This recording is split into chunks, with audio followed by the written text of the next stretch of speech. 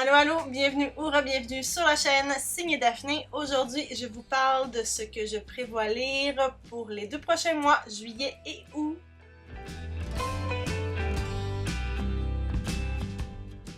Bonjour tout le monde, j'espère que vous allez bien. Ça me fait plaisir de vous retrouver sur ma chaîne aujourd'hui. Comme j'ai dit en introduction, je vais vous parler des livres que j'ai envie, que j'ai l'intention de lire cet été.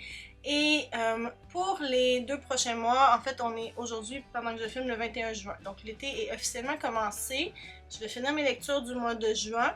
Et ensuite, je vais m'attaquer à des séries. Parce que j'ai pris l'habitude maintenant, c'est mon 3e été que je fais ça. J'embarque dans le challenge L'été en série qui est organisé par Totally Brune. Il n'y a pas de catégorie précise. Le but, c'est simplement soit de finir des séries, d'en continuer qu'on a commencé ou d'en découvrir des nouvelles, mais vraiment d'être dans cette espèce de vibe-là de saga, de série livresque. Je vais vous mettre le lien vers la vidéo de Totally Brune qui annonce le challenge dans la barre d'infos juste en bas si vous voulez aller y jeter un œil. Donc ce que j'ai fait, c'est que j'ai vraiment regardé dans mes séries où j'en suis. J'en ai qui sont commencées, j'en ai qui sont quasiment finies. Donc peut-être que éventuellement, bientôt, un jour, qui sait, je ferai une vidéo où je fais le décompte de toutes mes séries en cours, celles que je compte continuer, celles que je pense ne pas poursuivre. Pour cet été, je m'en vais pas là, je vais vraiment juste avec les séries qui me donnent envie. J'ai préparé un petit spread dans mon bullet journal, mon fidèle bullet journal que vous n'avez pas vu depuis probablement un petit moment, vu qu'il n'est plus la star de mes vidéos ni ici ni sur TikTok, parce que c'est comme ça. J'avais plus envie de le faire pour moi, mais moi je me suis fait quand même une page, en fait 2 pages, où j'ai noté les titres qui m'intéressent, puis on va voir combien je peux arriver à en lire. Évidemment, il y en a beaucoup trop. Mais bon, hein? C'est comme ça, puis ça va donner ce que ça va donner. Donc, premièrement, je vais y aller avec les séries qui sont presque terminées, qui me reste seulement un tome à lire pour les avoir finis. Donc, il y a la série du Comfort Food Café, qui est une série très doudou pour moi. C'est de Debbie Johnson. Il me reste un seul livre à lire de cette série-là. Je crois que c'est le 6e, si je me trompe pas, qui s'appelle A Wedding at the Comfort Food Café. Et c'est, je pense, un roman qui va venir boucler la boucle. On va retrouver notre première protagoniste et puis il va y avoir un mariage. C'est dans le titre. Je pense que ça va être une lecture qui va être parfaite pour la saison estivale. Comfort Food Café, ça se passe dans une petite ville en Angleterre, sur le bord de l'eau. Il y a une petite ville, petit village avec plein de personnages, tous plus attachants les uns que les autres, un peu à la Gilmore Girls, ils sont un peu spéciaux chacun. Il y a un café où tout le monde se rejoint, puis on a suivi plusieurs personnages différents au fil de la série. Donc là, je pense que ça va venir clore le tout, puis j'ai bien hâte de faire cette lecture-là et de dire check, série finie. Il y a aussi le 5e volume de Heartstopper que je veux lire d'Alice Oseman. Il va y en avoir un 6e, mais il n'est pas encore sorti, donc si je lis le volume 5 cet été, ça veut dire que je vais avoir fait le tour de la série, je vais être à jour en fait. Fait que ça c'est quand même bon. Dans la série de Heartstopper, on suit Nick et Charlie qui sont des adolescents qui sont un couple. En fait, au début, on suit le début de leur histoire d'amour, puis au fil des volumes, on apprend à les connaître, leur histoire se développe. C'est super bon, c'est super doudou, les thèmes sont abordés avec beaucoup de justesse, beaucoup de doigté, c'est toujours agréable, puis c'est une belle série, puis je serais très contente d'être à jour. Ensuite, il y a le roman Rain, qui est le 4e tome de la série American Royals de Katharine McGee.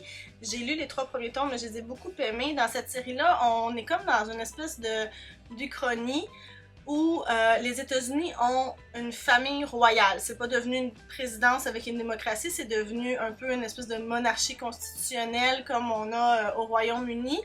Et puis on va suivre les enfants, là, dans le fond, les héritiers de cette famille royale-là, qui sont les Washington. Dans les 3 premiers livres, on apprenait à les connaître. En fait, il y a quand même pas mal de péripéties. Je peux pas trop vous dire qu'est-ce qui va se passer dans le 4e livre. parce que je voudrais pas vous dévoiler de punch, mais il y a 3 enfants dans cette famille-là, donc il y a l'aînée Béatrice, puis il y a ensuite les 2 jumeaux qui sont Samantha et Jefferson, si je me trompe pas.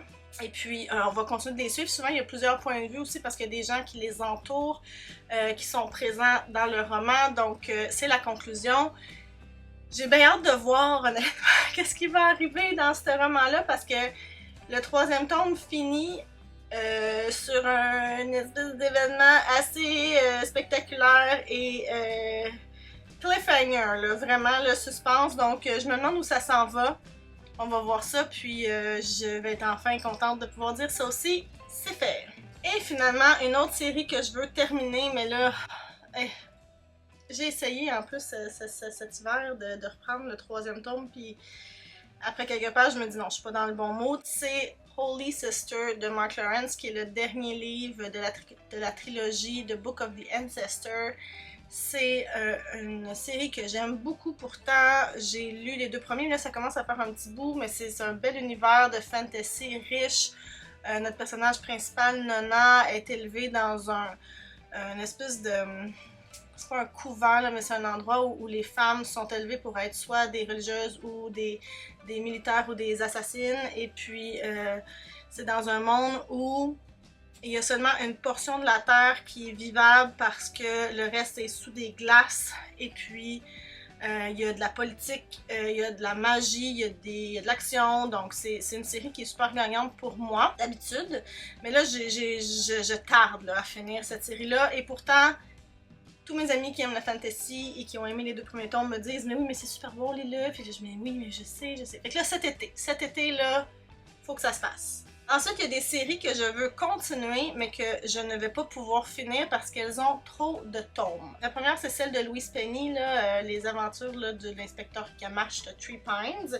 Je vais essayer d'en lire 2 ou 3.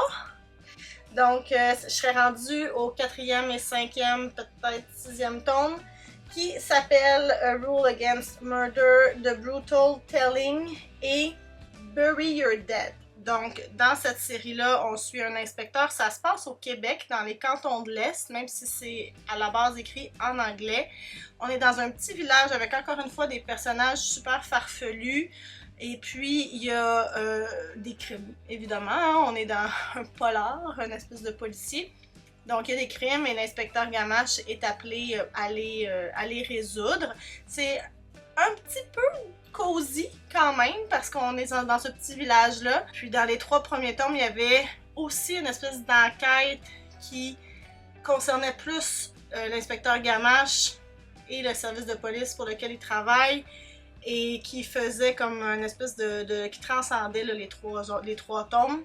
Normalement, ça s'est réglé à la fin du 3e tome, donc j'ai hâte de voir si on va encore avoir une autre enquête qui va se dérouler sur plusieurs tomes en plus de l'enquête précise là, dans chacun des livres, donc à suivre.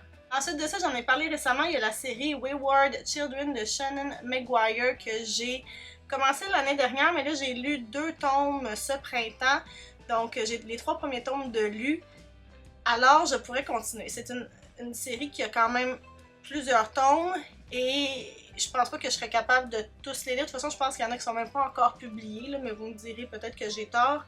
Alors, je voudrais lire In an Absent Dream, Come Tumbling Down et Across the Green Grassed Fields. La prémisse de cette série-là, si vous la connaissez pas, c'est qu'il y a des enfants qui trouvent des portes qui les amènent vers des mondes, un peu à la Narnia, Alice au Pays des Merveilles, Dorothée, et qui vivent des aventures dans ce monde-là, et puis finalement qui reviennent dans le nôtre, et puis là, l'adaptation à notre vie, à notre monde se fait difficilement.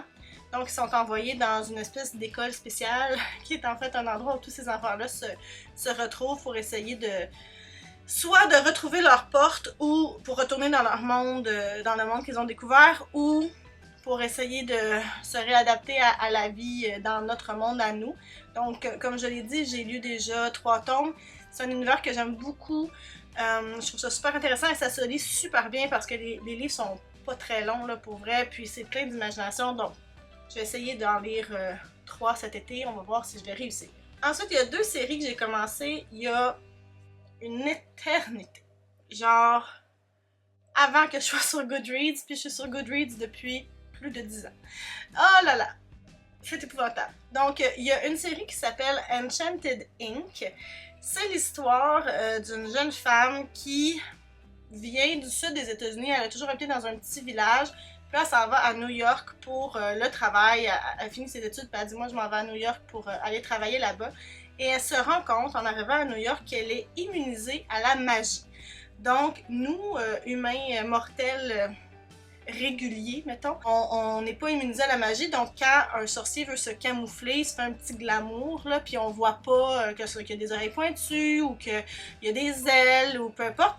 Mais sur elle, ça ne fonctionne pas. Mais là, ça devient un atout parce qu'elle se fait embaucher par une entreprise qui s'appelle Enchanted Ink. C'est comme une organisation plus qu'une entreprise qui est en fait là pour essayer de réguler le monde de la magie, genre le ministère de la magie, là, mais une genre de compagnie, une organisation qui essaye de mettre des règles en place que tout le monde doit suivre pour pas que ça devienne le chaos total. Donc, elle se fait embaucher là, puis évidemment, il y a un vilain qui essaye de faire du mal. Donc, j'ai déjà lu plusieurs tomes de cette série-là. J'en ai lu 5, si je me trompe pas. Donc, ceux que je veux lire là, pour la suite, c'est les prochains. Donc, j'aimerais au moins en lire 2 cet été. No Quest for the Wicked et Kiss and Spell. Je l'ai pas dit, l'autrice c'est Shanna Swenson. Il y en a deux autres après si jamais je me rends. Frogs and Kisses, Enchanted Ever After. Si j'arrivais à finir cette série-là, je serais bien heureuse. Peut-être aussi que je vais en lire un puis je vais me dire, savez-vous quoi? C'est plus pour moi. Peut-être que c'est quelque chose que j'ai beaucoup aimé à l'époque puis que finalement, je suis plus la même lectrice. Mes goûts ont changé, mes goûts ont évolué. C'était très chick-lit. Je sais pas si ça a bien vieilli.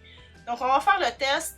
Quoi qu'il en soit, si j'essaye le 6e livre, puis si je l'aime, ben tant mieux, je peux finir la série. Et sinon, je peux juste dire, ben finalement cette série-là, elle aura fait ce qu'elle aura à faire, puis ça sera ça. L'autre série que j'ai depuis beaucoup trop longtemps sur ma pile à lire, c'est la série de Thursday Next de Jasper Ford. Thursday Next, c'est notre personnage principal, c'est une femme. Dans cette série-là, notre personnage principal plonge dans des livres, comme embarque dans des histoires. Puis c'est comme aussi une espèce d'Uchronie où les choses sont pas tout à fait pareilles là, au niveau des territoires. Puis Shakespeare est vraiment, vraiment adulé. Là. Il y a comme une espèce de quasi-religion. Puis les gens sont très, très, très investis dans la recherche de qui était Shakespeare, puis qu'est-ce qui est vrai, qu'est-ce qui est pas vrai, et tout ça en tout cas. Fait qu'il y a ça dans ce monde-là. Puis il y a aussi, ben c'est ça, dans chaque livre, on plonge dans un récit. Souvent, c'est des classiques, genre Jane Eyre. Et notre héroïne va vivre des aventures dans le récit. Mais tu sais, il faut qu'elle arrive à s'en sortir. Puis on a évidemment un méchant qui veut tout faire foirer. Elle doit arriver à déjouer le méchant. Et ne pas modifier l'histoire pour qu'elle puisse rester la même, pour pas que ça ait ensuite un effet sur notre monde et l'histoire. Donc j'ai déjà lu les 2 premiers livres de cette série-là, il y a Belle Lurette. Alors j'aimerais en lire 2 cet été pour continuer parce que c'est vraiment un univers qui... C'est vraiment rigolo, là. Pour vrai, j'ai beaucoup ri en lisant les 2 premiers. Il y a beaucoup d'absurdes, mais en même temps c'est super intéressant, c'est bien réfléchi, c'est bien ficelé. Mais c'est ça, c'est super agréable. Je sais pas pourquoi je les ai pas continués encore. Donc, je voudrais lire The Well of Lost Plots et Something Rotten. Donc, on va voir ce que ça va donner. Et finalement, il y a une série que je voudrais commencer cet été. Il s'agit de la série Finlay Donovan. Je n'ai pas encore lu de Finlay Donovan et j'ai vraiment, vraiment, vraiment très, très, très envie de découvrir cette série-là. Je sais pas si je vais aimer ça. En plus, je l'ai proposé comme lecture commune dans un club de lecture auquel je participe sur Goodreads et ce sera le livre de juillet. Donc, les gens ont voté puis ils ont choisi ce livre-là suite à ma suggestion. Donc, j'ai vraiment, vraiment très envie de le découvrir. Ma mère l'a lu, elle a rigolé là, comme ça se pouvait pas. J'ai beaucoup d'amis qui ont beaucoup aimé aussi cet univers-là. Donc, Finlay Donovan, une femme, je crois, bien ordinaire, qui se retrouve mêlée à un imbroglio qui fait en sorte que les gens croient qu'elle est une tueuse en série puis lui donnent une commande pour qu'elle assassine quelqu'un, mais elle n'est pas une tueuse en série. Donc, c'est ça. Je sais pas trop parce que, tu sais, l'histoire du tueur en série, je suis comme, pas sûre c'est mon genre, mais en même temps, si c'est tout le monde me dit que c'est très drôle, ben la façon dont c'est traité, je pense que ça va faire la différence. J'ai hâte de découvrir.